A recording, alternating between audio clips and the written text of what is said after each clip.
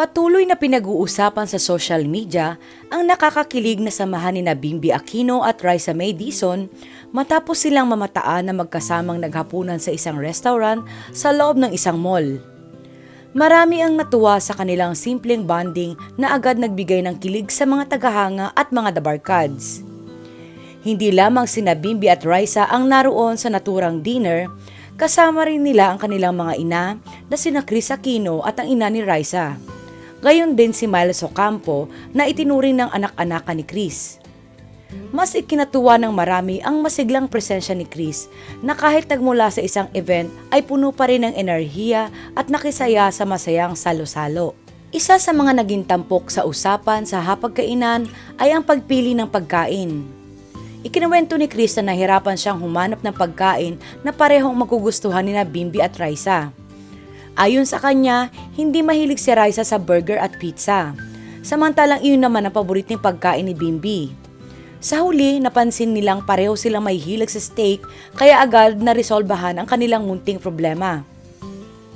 Mas naging masaya ang gabi nang hikayatin ni Kris sina Bimby at Raisa na magtanungan tungkol sa isa't isa.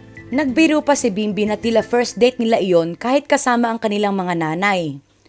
Agad namang sinakyan ni Kris ang biro at sinabing hanggang sa ika-10 date ay dapat pa rin may kasamang mga magulang, na lalong nagpatawa sa lahat.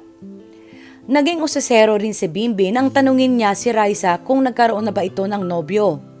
Nang sumagot si Raisa ng hindi, na itanong naman nito kay Bimby kung nakaranas na siyang manligaw.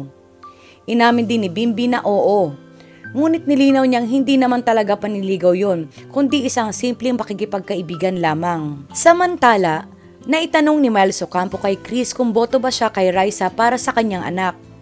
Ipinaliwanag ni Kris na gusto ni Bimby ng isang taong maalaga dahil ganoon din ang pinakita nitong pagmamahal at pag-aaruga sa kanya noong mga panahong nangangailangan siya ng suporta. Umaasa raw si Bimby na balang araw ay makakatagpo siya ng taong may ganoon ding malasakit.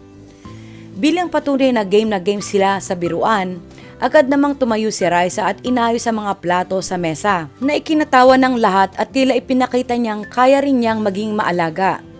Dahil dito, lalong kinilig ang mga netizen at marami ang umaasang mas lalo pang lumalim ang magandang pagkakaibigan ni Bimby at Raisa sa mga susunod na araw.